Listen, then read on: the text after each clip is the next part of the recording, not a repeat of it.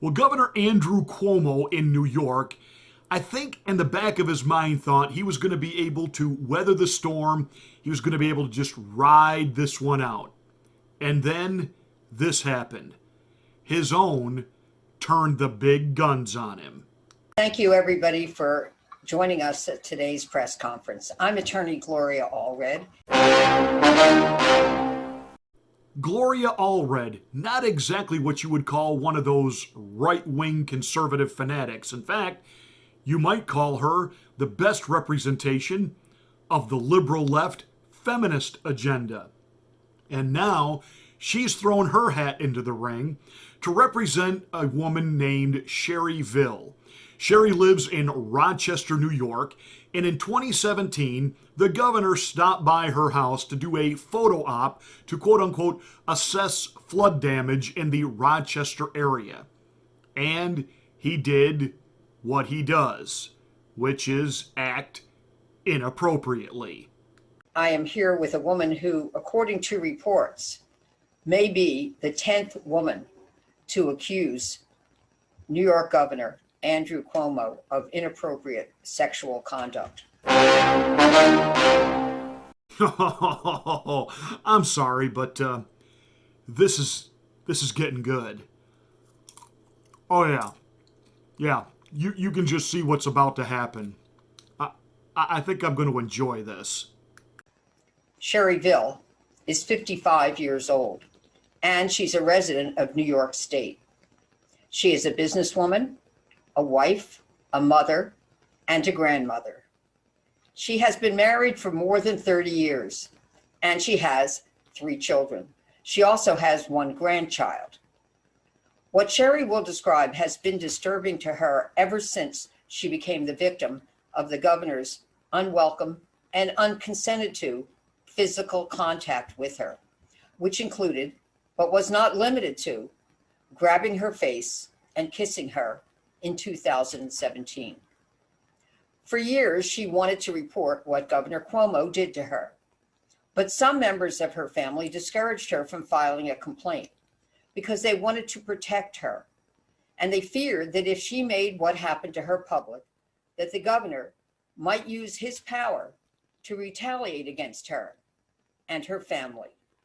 For that reason, Sherry made the difficult decision to remain silent. Recently, however, Sherry decided that the people of New York deserve to know the truth and that Governor Cuomo should be held accountable for what he has done. For that reason, she has decided to break her silence and overcome her fear by speaking truth to power. She feels that it's never too late to do the right thing, and that is why she's speaking out today. On Monday, Gloria Allred held a virtual press conference to introduce the world to victim number 10 of Governor Andrew Cuomo. And of course, immediately, the governor's office, his attorney, released a statement saying, well, this is what the governor does to greet people. He's kissed both men and women. Okay, at what point do you start to apply a little bit of the logic of the so-called cancel culture here? You know, sometimes we do look at things and say, you know what, that didn't age well. Now, I'm totally opposed to the concept of the cancel culture and that we're taking certain books, movies, etc., and we're doing away with them. We're doing almost a digital age book burning. I'm totally opposed to that. Now, I understand that moving forward, certain types of content we may not produce new versions of. I understand that. But for the purpose of preserving history in its full context, I absolutely oppose the doing away with what exists. At what point does the governor's people, the liberals that he surrounds himself with, not understand that saying this is what he's always done is not a defense he can use anymore? At some point, he's got to man up and say, yeah, I might want to do that anymore. Just like Joe Biden needs to stop sniffing people in the head. This didn't age well. But again, just because you've always done it doesn't mean it's what people wanted. In fact, saying that his attorney said that this is how he helps people who are dealing with trauma, that sets them at ease. Well, apparently it didn't set this woman at ease. And it hasn't set some other people at ease. And she said that she knows the difference between, a kiss that you are given in the way of, I'm sorry for you, if there's anything I can do, like at a funeral, and really somebody trying to put the make on you. And that is exactly the way she described her encounter with Andrew Cuomo. He was putting the make on her. He was being aggressive with her. She felt very threatened, very intimidated. And so the fact that the governor refuses to acknowledge that, and now we got pictures. This is a photograph of Governor Cuomo inside of Sherry's home, holding her hand. The person that you see with a hat on is her son. It's a better photograph of the governor's face. Again, he is holding her hand, and I'm showing you that. So this is the photo of the governor kissing Sherry outside of her house.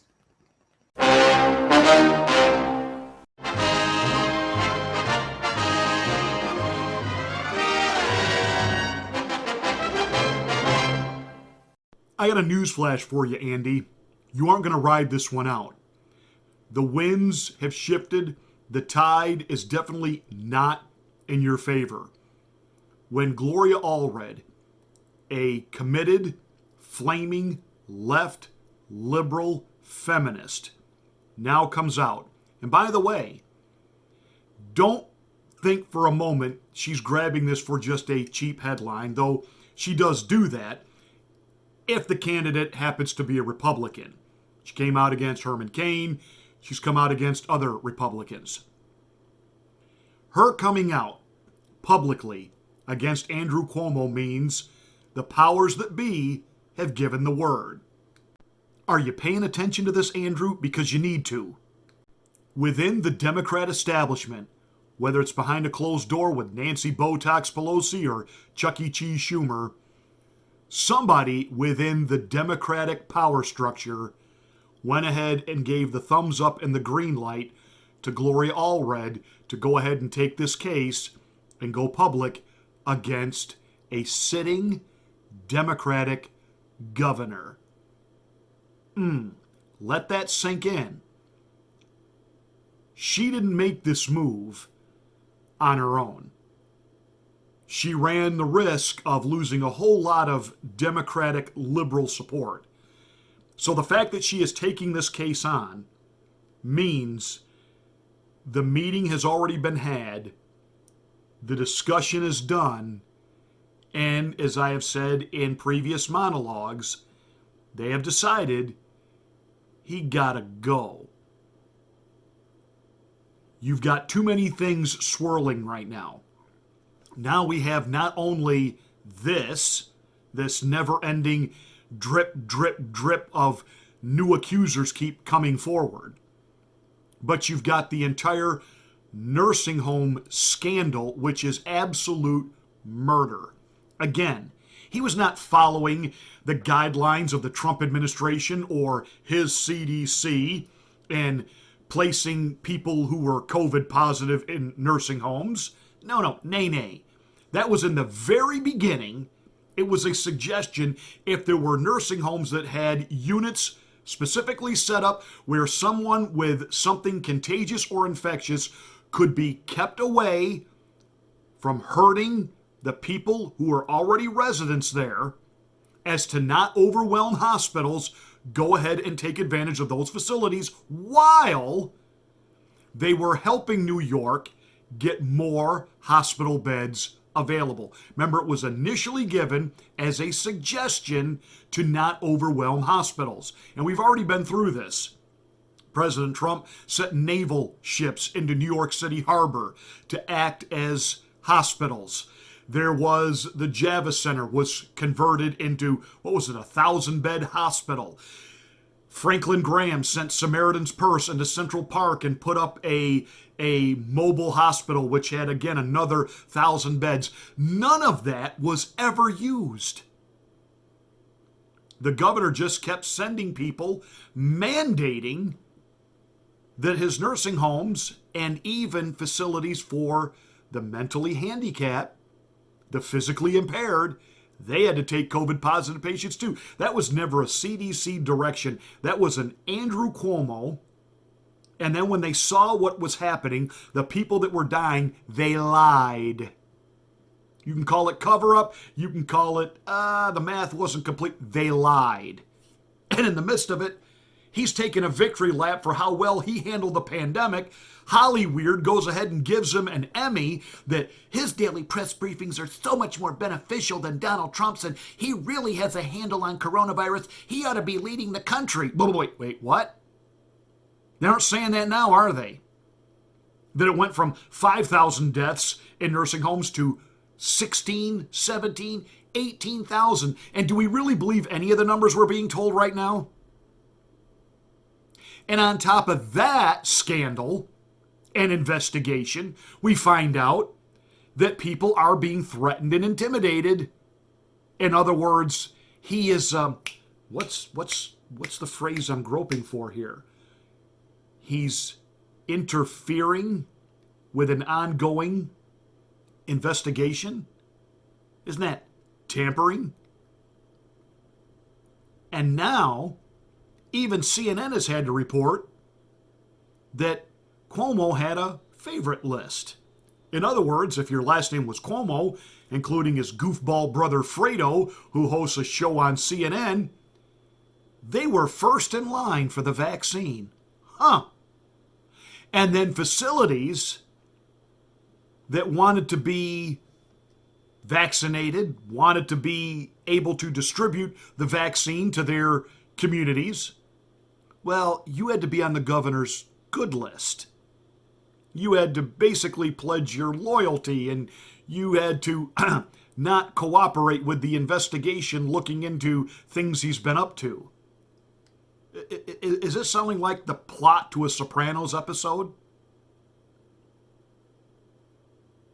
This guy is dirty. This guy is crooked. This guy is vile. And I've said it before and I'll say it again. And the Democrats, they've always known this. This is not a shock to them. The only one really telling the truth right now is actually Bill de Blasio.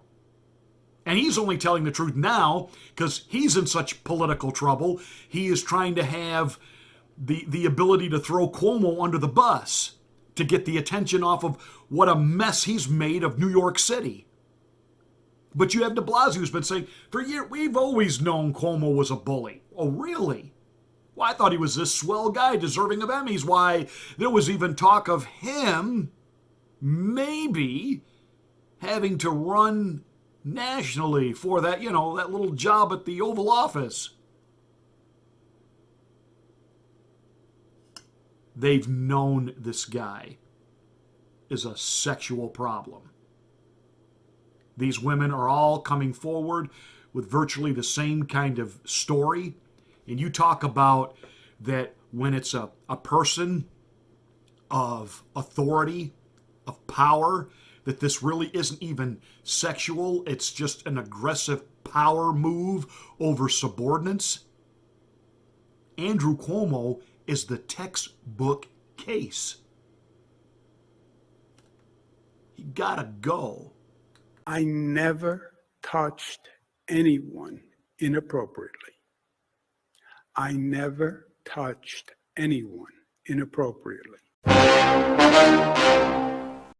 And after this accuser, gone he should be. I'd like to say shall be, but again, now you have to ask this one question. If he's still able to hang on, what is it that Cuomo's got on the Nancy Pelosi's and the rest of the Democratic ilk? They don't want him coming forward with. Because remember, the name of the game in dirty politics is having more dirt on the people coming after you than they got on you. And after all, this is New York. Hey, that's it for this rant. Thank you so much for watching. Make sure you smack the bell and click the word all to get notification of all of my rants. Give me a thumbs up and a like. Share this to your social media platforms.